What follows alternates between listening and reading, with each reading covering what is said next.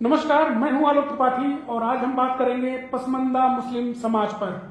उत्तर प्रदेश में इन दिनों पसमानदा मुस्लिम समाज को लेकर काफी चर्चा हो रही है, क्योंकि भारतीय जनता पार्टी पसमानदा मुसलमानों को लेकर कई योजनाएं ला रही है और उनको ये लगता है कि पसमानदा मुसलमान यानी पिछड़े मुसलमान भाजपा के साथ आ रहे हैं और अधिक से अधिक संख्या में उनके साथ जुड़ने के लिए तैयार हैं।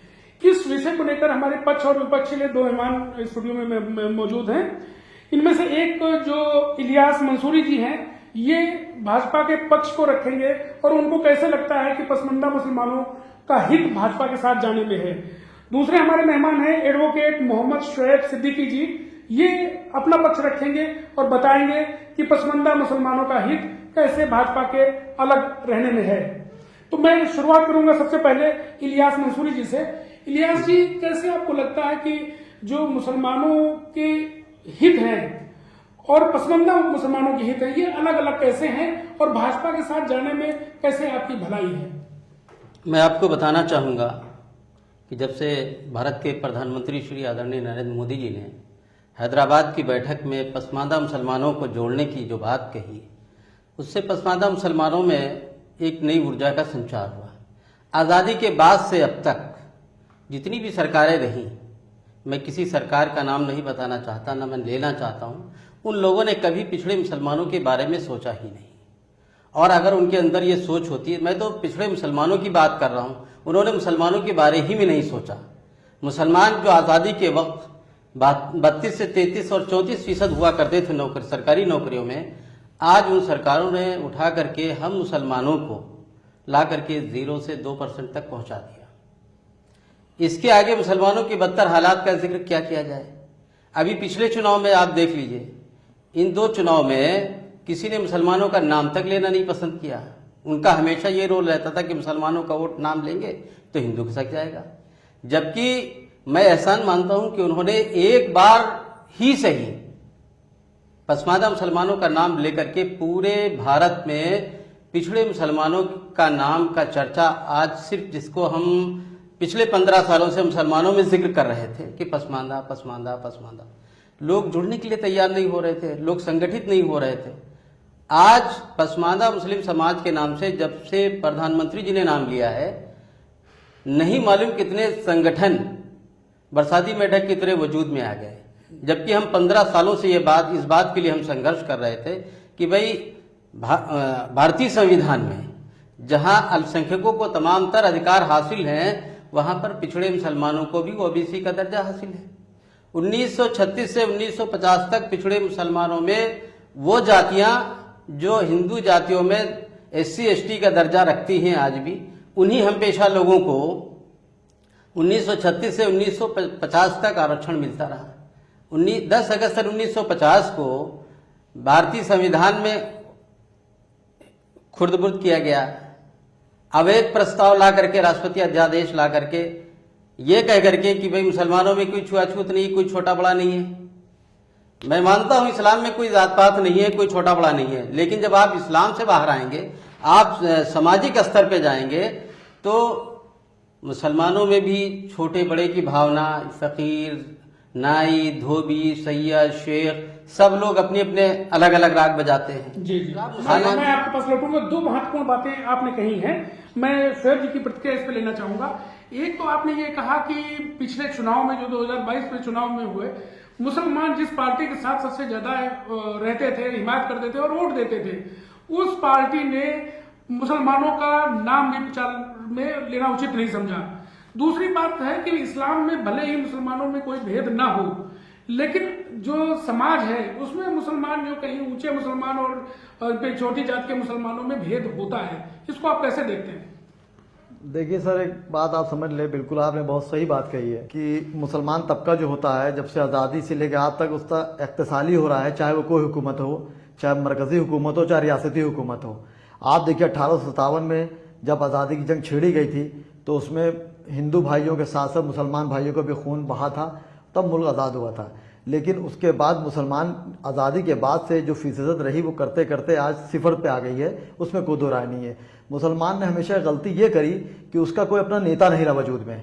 आप देखिए अभी पिछले इलेक्शन में बैकवर्ड जो था खिसक के बीजेपी में चला गया, आखिर बीजेपी में क्यों चला गया, इस पर एक सवाल निशान है। आखिर उनकी जो पार्टियां थी उन्होंने उसको गौर तवज्जो नहीं दिया, दूसरे इंसान उनको कैच करा लिया। जैसे पुरानी मसल दी जाती है कि दुश्मन के दुश्मन से दोस्ती करो तो फायदा होगा और डूबते को तिनके का सहारा दो, उनके लिए वही काफ़ी होता है।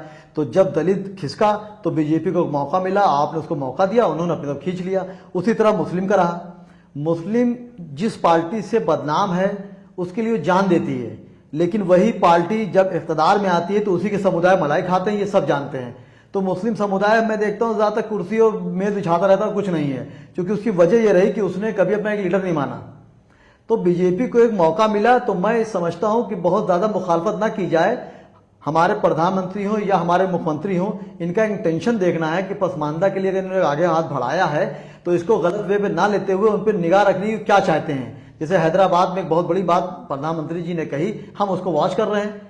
अब जैसे लोग मस्जिद पे आते हैं कि मस्जिद को टारगेट किया जा रहा है या मदरसों टारगेट किया जा रहा है, तो मदरसे में सर मैं एक बताता चलूँ पॉइंट, मैंने हर डिबेट पे ये बात रखी है कि जो मदरसों में जो जांचें हो रही हैं उसमें 11 मानक है सर, बहुत इंपॉर्टेंट चीज़ है इसको, 11 मानक हैं, उसमें 7 मानक ऐसे हैं कि जो बच्चे वहाँ पे कैसे पढ़ रहे हैं, क्या खा रहे हैं, क्या पी रहे हैं, सही से उनको देख रेख हो रही नहीं हो रही है, जिस हाल में पढ़ रहे हैं उसी हाल में क्या लेटते हैं, 100 बच्चे हैं तो कितने टॉयलेट हैं। तो इनमें आप देखिए हिंदुस्तान नहीं बल्कि दुनिया में देवबंद और नदवा सबसे बड़ा अदारा है मुसलमानों का, उसके कोई जिम्मेदार लोग मंदिर आम पर आके उन्होंने इस कमेटी की या जांच की मुखालफत नहीं की। क्यों नहीं की? इसका मतलब कहीं ना कहीं नशे में पानी भर रहा है। अब चूंकि बीजेपी ने एक बात कही है कि पसमानदा को मैं लेके चलूंगा, तो पसमानदा में मुसलमान के अलावा बहुत से लोग होते हैं, उसमें ईसाई भी आता है वगैरह वगैरह, लंबी बात हो जाएगी। तो हमें वॉच करना है, अगर उनका इंटेंशन सही है तो वेलकम है। यानी इलियास जी, एक शोएब जी ये बताइए, इसका मतलब आपको कहीं ना कहीं भाजपा की शंका पे अभी शक है, आप अभी ये नहीं मान रहे कि वो एक सच्चे दिल से पसमानदा मुसलमानों के साथ में है, कहीं ना कहीं आप उनको भी देखना चाहते हैं कि वो सही में मदद करते हैं, सही में उनका ख्याल करते हैं या नहीं करते? देखिए सर, ऐसा है कि दानिश अंसारी साहब से कई मरतबा हमारी बात हुई ईदगाह वगैरह में, तो दानिश साहब ने एक बात कही और बीजेपी के जो यूपी के आपके अध्यक्ष हैं उन्होंने अपने अलग बयान दिए 2 दिन पहले, लेकिन दानिश अंसारी साहब ने इस बात को साफ किया। तो देखिए मैं फौरन स्टैंड नहीं लूँगा कि अगर उन्होंने बात कही तो फौरन स्टैंड ले लूँ, मुझे उस स्टैंड को वॉच करना है। उन्होंने एक बात पहल कही है, निकाह चुनाव करीब है, उन्होंने बात कही है, तो मुझे स्टैंड लेना है। क्योंकि आप ये देखिए कि पसमानदा खासकर मुस्लिम समुदाय जो है आज चौराहे पे खड़ा हुआ है। आप बताइए, ना सपा उनका सपोर्ट करती, ना बसपा करती, ना कांग्रेस, उसका कोई अपना वजूद ही नहीं है। बाकी हर जो समाज के लोग हैं उनका कोई अपना नेता है। आप राजभर साहब को देख लीजिए, 4 विधायक लेके वो कभी अखिलेश के ऊपर बरसते हैं, कभी मायावती बरसते हैं, कभी बीजेपी बरसते हैं। मुसलमान इतना ज्यादा होने के बाद भी उसका कोई अपना एक नेता नहीं है, कोई इमाम नहीं है। आप देखिए मस्जिद में जाएं या मंदिर में जाएं, लाखों हजारों लोग होते हैं, अगर वहां वो इमाम नहीं है या पुजारी नहीं तो आप बेकार हैं। तो ये कमजोरी हमारी है कि हमारे लीडरान चाहे मजहबी हो चाहे दुनियावी हो, इन्होंने कभी जोड़ के रखने की कोशिश नहीं करी। जब कोई आया मंदिरआम पे तो उसने अपनी मलाई खाई। आप सपा में देख लिए, बसपा में देख लिए, इतने बड़े बड़े लीडर मुसलमान रहे, कभी उन्होंने पसमानदा की सोचा कि जमीनी काम कर दें, कोई काम नहीं किया। तो मुसलमान तो चौराहे पे खड़ा हुआ है। तो चूंकि आप दोनों नेता पसमानदा समाज से हैं, आप ये बताइए कि जो मुसलमानों के कॉमन हित हैं वो पसमानदा समाज के हैं, बाकी जो ऊंची जात के मुसलमान हैं उनमें भी है, जैसे 3 तलाक हो गया या CAA NRC का मसला हो गया जिसका बड़ा विरोध हो रहा था, या जनसंख्या नियंत्रण कानून ले आने की बात हो रही है। इन मसलों पे बीजेपी के आप साथ हैं? जैसा बीजेपी करने जा रही है, जो उसकी नीतियां हैं, आप उसके साथ हैं? क्योंकि बीजेपी किसी एक खास समुदाय या तबके के लिए नहीं कर रही है। अगर 3 तलाक पे आप क्या कहना चाहेंगे? जो बीजेपी लाई है 3 तलाक का जो ये, तो आप उसको मानते हैं कि सही है? मैं मान लेता हूँ उसको सही है।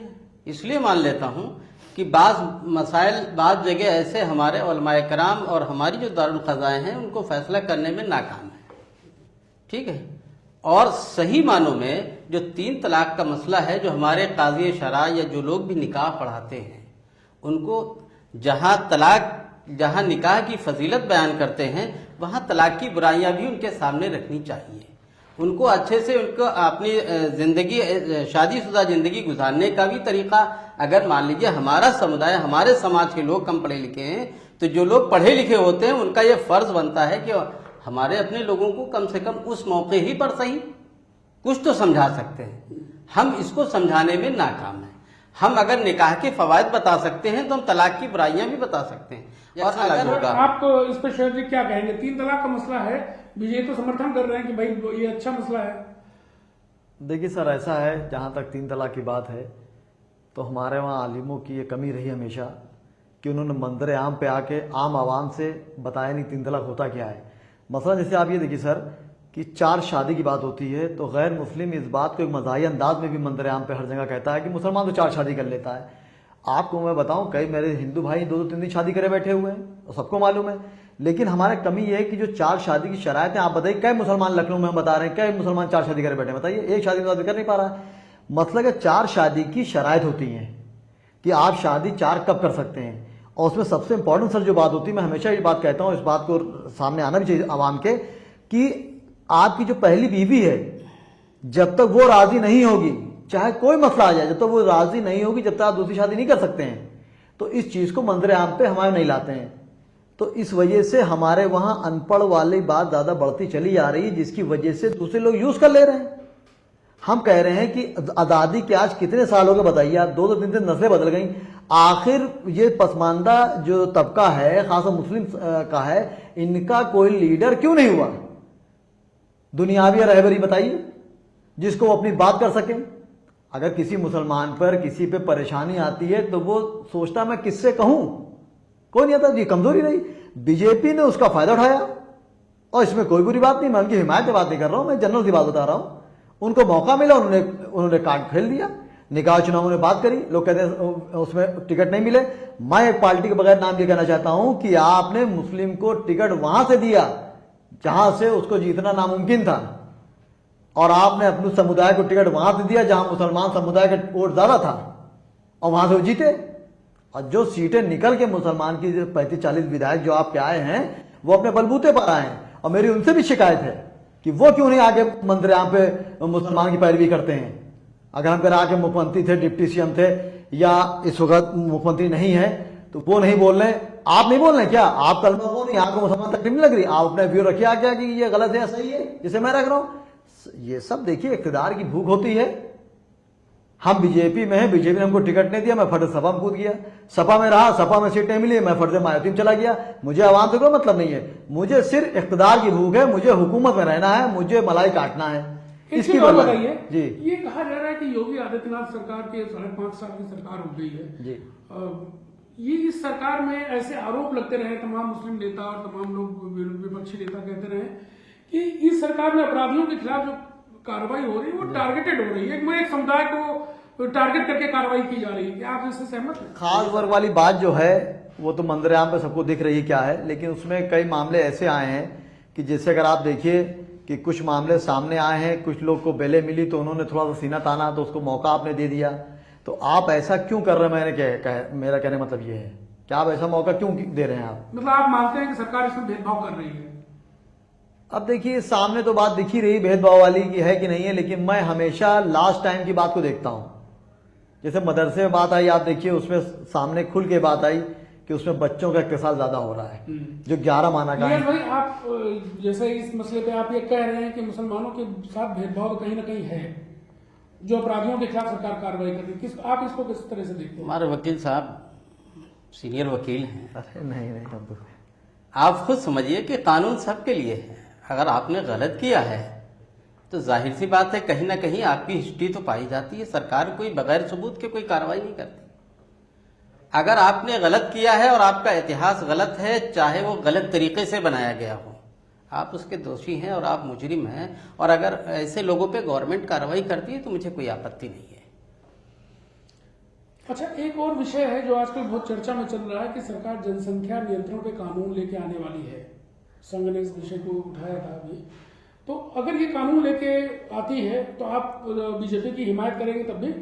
भाई देखिए, ऐसा है, जो उस कार्यक्रम बनारस में हुआ था और बनारस में ये संसद में ये बात पास हुई थी कि हमारा जनसंख्या नियंत्रण करनी चाहिए, कहीं ना कहीं हमारा मूल निवासी पीछे ना हो जाए। तो जाहिर सी बात है हम 20% हैं कुल आबादी का, और उसमें भी 20% के 100% में 85% है। पहले जनसंख्या जब नियंत्रण की बात आएगी तो उनको भी तो 80% तो जनसंख्या नियंत्रण करनी है, और जब उनकी 80% नियंत्रण हो जाएगी तो जाहिर सी बात है जो माहौल चलता है उसी पे सब ढल जाएंगे, किसी को उसमें आदेश देने की जरूरत तो है नहीं। बिल्कुल, आपका इस बारे में क्या कहना है? सर देखिए, ऐसा है, एक ज़माना था कि बच्चों पे गौर आदमी नहीं करता था। इस वक्त महंगाई जो है मंजर आम पर है, आदमी शाम के वक्त सोचता है मैं क्या खाऊं। तो नियंत्रण बात तो मैं समझता हूं कि आम जनता को उससे कोई फर्क नहीं पड़ना है। वो आप देखिए इतनी महंगाई है कि कोई समुदाय का इंसान हो, वो एक औलाद है या उसकी 2 औलाद है, ज़्यादा औलादें नहीं, एक ज़माना था। लेकिन एक बात ये आप समझ लें कि अगर एक समुदाय को आप टारगेट करते हैं कि उनकी औलादें ज़्यादा होती हैं, तो इस बात को मैं नहीं मानता हूँ। आप बताइए लालू प्रसाद यादव कितने बच्चे हैं, नरसिम्हा राव साहब जो हमारे पूर्व प्रधानमंत्री थे उनके कितने बच्चे थे। तो अगर आप ये करेंगे तो इससे बात बढ़ती जाती है, और नफरत से हमेशा बात बढ़ती है, मोहब्बत से घटती है। एक बात आप बहुत जहन से रख लें सर, कि कुछ एक हिसाब बना है कई सालों से कि लोग कह रहे हैं टारगेट एक तबके को किया जा रहा है वगैरह किया जा रहा है। तो अगर किया जा रहा है तो इसमें गलती किसकी है? गलती तो हमारी है ना। जब मैंने अपना किसी को इमाम माना नहीं जो मेरी बात रख सके, और जो रखता है तो उसको आप कहते हैं गलत है। आप समझ लिए कि जो मुस्लिम समुदाय है वो मुत्तहिद नहीं हो पा रहा है। हजरत बैठे हैं, बताएंगे आपको, बताए को मुत्तहिद हो रहा है। मैं एक बात इस्लाम में एक बारीकी बात है। आपसे ये कहना चाहूंगा जी बताइए। कि आपने कहा किसी को लीडर नहीं माना, मुसलमानों ने बहुत से उलमाए कराम को अपना लीडर माना। तो देखिए सियासी बात सुनिए, हो रही है। हाँ, सियासी मेरी हो रही बात है। सुनिए, सामाजिक एतबार से, दीनी एतबार से मैं कह रहा हूँ कि जमीयत उलमा हिंद पे लोगों ने विश्वास किया, मुस्लिम पर्सनल बोर्ड पे लोगों ने विश्वास किया। क्या किया इन्होंने? मुसलमानों की क़यादत को कहाँ तक इन्होंने सपोर्ट किया। हम राजनीतिक तौर पर असदुद्दीन ओवैसी या किसी और पार्टी की बात नहीं करते। मुसलमान आज भी जमीयत उलमा हिंद पर और मुस्लिम पर्सनल बोर्ड पे विश्वास रखता था, लेकिन अब इसलिए नहीं रखता कि जब कोई बात आती है तो ये दोनों संगठन पल्ला झाड़ लेते हैं। ये धार्मिक मसला नहीं, ये मजहबी मामला है। हमारा जो मजहबी मामला हम देखेंगे तो ये बताइए, आज तक आप लीडरशिप सर गिनाने के लिए, भीड़ जुटाने के लिए तमाम, मैं किसी बिला तफरीक मुसलमानों की कह रहा हूँ, ना पसमानदा की बात कर रहा हूँ और ना अशराफ की बात कर रहा हूँ, तमाम मुसलमानों को यकजा कर लिया जाता है कि भाई चलिए मजहबी मामला है, आज इस पे ये बयान होना है, आज इस मुद्दे पे चर्चा होनी है।